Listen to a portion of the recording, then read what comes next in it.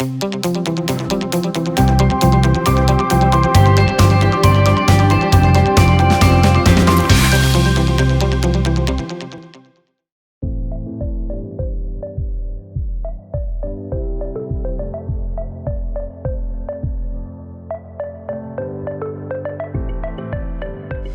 is take number 677.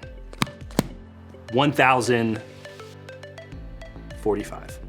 Now, you think that this is just a table. It's not. It is an old wooden box. And I'll give you two guesses to what's inside. What is it? Is it video games? Is it candy? Is it new shoes? No. It's books. See, I know you would be wondering this the whole time, so now, congrats. We did it, we've accomplished this. Now for what we're actually here to talk about. At this point in your school careers, I'm gonna make a guess. I'm going to guess you've been taught a little bit about measuring systems. Now, everybody got so excited when I said measuring systems, because who doesn't love a good measuring system? Do you know what I mean? I'll explain. In Europe, there is a different standard measuring system called the metric system. You following? You know what I mean? The metric system. So there, people use things like grams, meters, and liters to measure distance, weight, and more. In the United States, we measure distance or height with inches, feet, miles, and we have to use things like tablespoons and teaspoons and ounces or other measurements. Now, are you following me? What I'm saying is there's two different systems and you have to use a lot of math to convert. It's like, how many kilometers are in a mile? Well, why couldn't we all just measure in miles or kilometers? Like, why do we have both? Why can't we just have one? It makes me have to do a lot of math. Anyway, while we have different measuring systems for like how much flour we put in a cake or how far it is to somebody's house, there's one standard of measurement that all people use whether they realize it or not, and that's called comparison.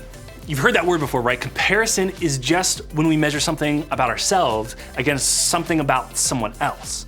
We take this about ourselves and we measure it against that about someone else. You think that this pair of sneakers is awesome until you see that pair the kid in your group has. You think that this grade on your paper is pretty good until you hear about that grade that your best friend got. You think that this guy you're dating is pretty cute until you see that guy your teammate is dating. Do you see what I mean? Comparison is the way we measure this in our lives against that in someone else's life. And it affects more of our lives than I even realize, or you probably even realize. Now, here's the thing about comparison. It can lead us to believe things that just aren't true. Things about ourselves and about others. When we compare ourselves to others, we can start to believe their lives are better than ours in some way because they have so many followers on Instagram or made the game-winning shot or got to take that girl to the school dance, or they have more friends than we could ever even dream of having. Their lives are perfect. They have everything they could ever want, everything that we want. And because of that, we just assume that their lives are amazing, even though we may know that's not true because nobody's life is actually perfect. The comparison leaves us feeling like our this will never ever measure up to their that. And when this happens, for some of us, the comparison leads us to so much disappointment. We're disappointed that we don't have what they have. We wonder why they got to have the cool new house or the starting spot on the team or the happy family, and we think, why not me? And you'll see, like, the more we compare, the more disappointed we are with what's like right in front of us. For others of us, this might be you might just get frustrated. Really, you just don't think it's fair. Don't we deserve to have all the cool stuff? Or the big friend group? Or that part in the school play? The fact that somebody else has what we want, what we think we deserve, well, that just doesn't feel fair. And that makes us mad.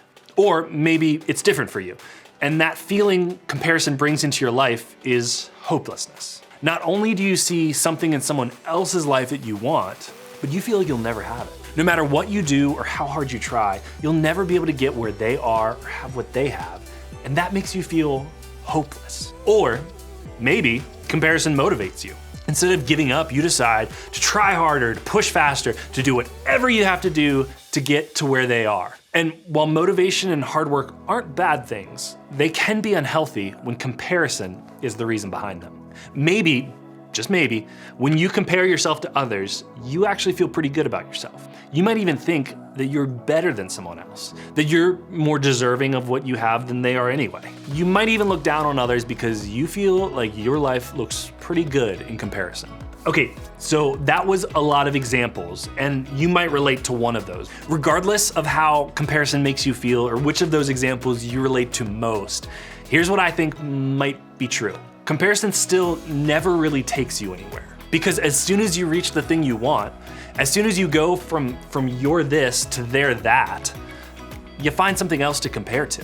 It's never enough. The cycle never ends, and you end up struggling with those same feelings of disappointment, frustration, hopelessness, and more all over again. Now, I don't know about you, but I bet there has to be a better way. And lucky for us, I think there is. A way that kind of doesn't leave us stuck in the cycle of comparison, and it can be found in the Bible. The letter we're gonna look at today was written by a guy named Paul. Paul was a leader in the spread of the Christian faith, and he often wrote letters to encourage believers in churches in different areas. In the letter that we're gonna look at today, Paul addressed issues born out of comparison to a group of church members in a city called Corinth. Here's what he said. "Oh, don't worry, we wouldn't dare say that we are as wonderful as these other men who tell you how important they are. But they are only comparing themselves with each other, using themselves as the standard of measurement. How ignorant." So even though Paul was specifically talking about some false teachers who were bragging about their spirituality, the same truth applies to me and to you today. Basically, Paul was saying, listen, comparing yourself to other people stinks. It's not smart, it's not wise, it's not helpful. So let's not do that, okay? I think probably what Paul wanted us to know was that when we compare ourselves to each other, we're using the wrong measurement. When we hold up our real life to somebody else's life on social media, when we compare the way our family looks to the way another family looks, when we look at what we have in comparison to what somebody else has, we always seem to end up on the losing end. And that's because we're looking in the wrong place. And I know this is true not only because of the way comparison makes us feel, but because of something else Paul said in this very same letter. Let me show you. When people commend or compliment and praise themselves, it doesn't count for much. The important thing is for the Lord to commend them. So it's saying that it's not about how we measure up in comparison to other people.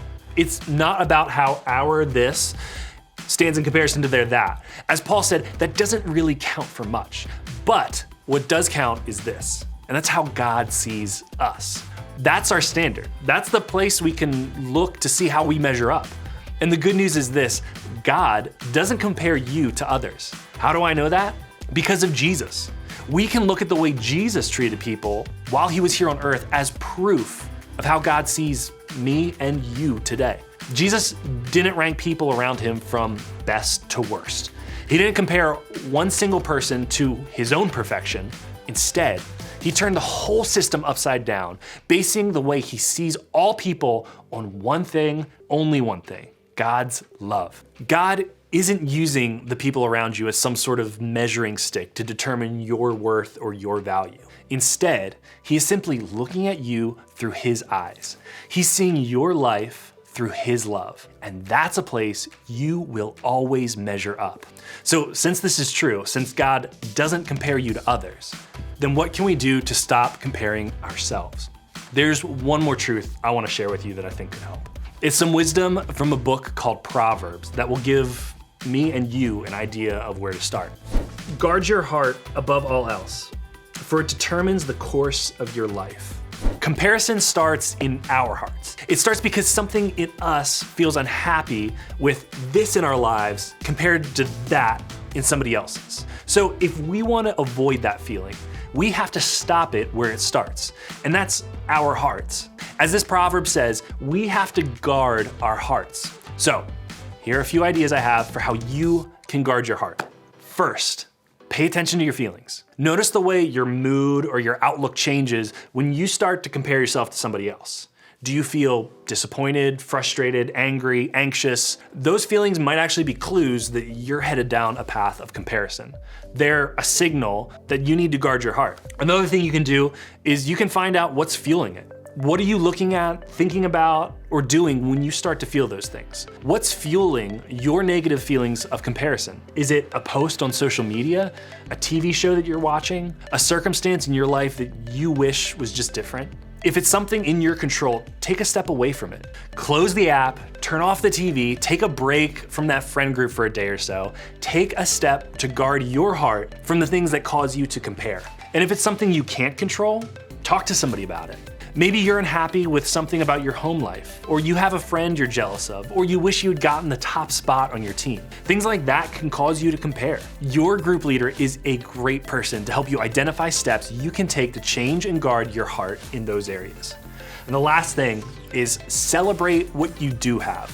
Instead of filling your heart with comparison, fill it with the acknowledgement of the things that you do have, the things that you're thankful for, the things that you like about yourself and your life. See, like the way God sees you is the best place to start.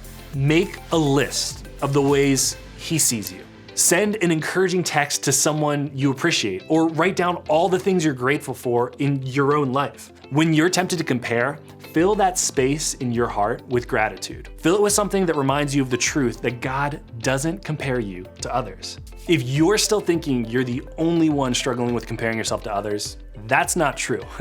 Every single one of us, me too, struggles with comparing ourselves in different situations and different areas of our lives. The good thing is, we don't have to struggle alone. One of the reasons we have groups is to give you a place to talk about these things and become more aware of them. So, one more question for you.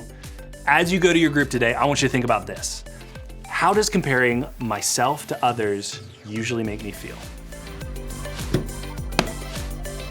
That was a spider. Peace.